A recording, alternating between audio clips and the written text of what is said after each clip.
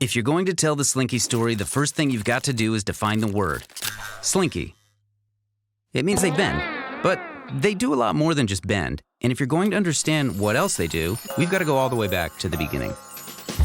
It's the early 1950s, and a young musician by the name of Ernie Ball is fresh out of the Air Force Band. He plays guitar and pedal steel, and he's got a passion for teaching music. Ernie opens his own music teaching studio for young aspiring guitar players. Rock and roll is starting to take root, and young players want to express themselves in new ways.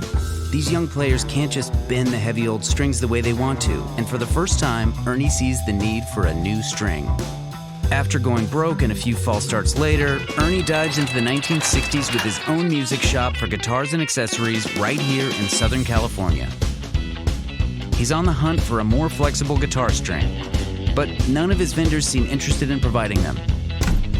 Rip open a guitar string pack. The wound strings are thick as cables, and the plain strings are just too heavy.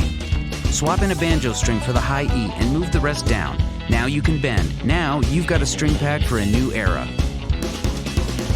In 1962, that's how Ernie Ball Slinkies were born, and it's the basic recipe that makes up most guitar string packs today.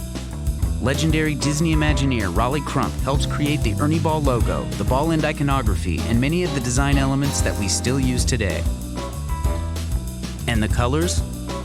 Ernie asks local kids in his Tarzana, California neighborhood what they think about his packaging. Plain black and white, or the bright slinky greens and pinks.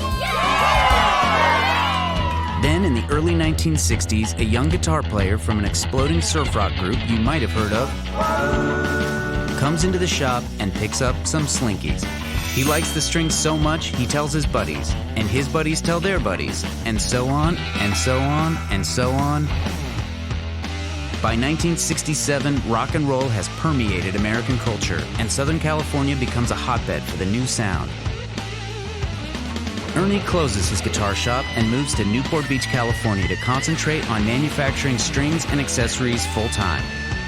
As the Slinky family grows, so does Ernie's. His son Sterling goes out on the road selling strings and building relationships in the guitar community. After a few years, he's taken Slinky around the world. Business is so good, they even buy a guitar company. There's the NAMM show, the Battle of the Bands, and 20 years of partnership with this little thing called the Vans Warped Tour. Over the following decades, Sterling drives the company to new heights. Today, his son Brian continues the legacy by preserving the original Slinky string recipe, as well as introducing industry-redefining technologies and innovations, all while keeping design and manufacturing 100% homegrown in California. A new generation of players are growing up, seeing the names of their guitar heroes on the back of the pack, dreaming about one day taking their guitar from mom and dad's garage to a massive stage, just like their heroes before them. So what's Slinky? It's about being bendy, being there now, and being the one that grabs you. It doesn't matter if you play the pink supers, power purples, or regular green Slinkies, as long as you just keep playing. How do you ride the sea change that is music culture? Be Slinky.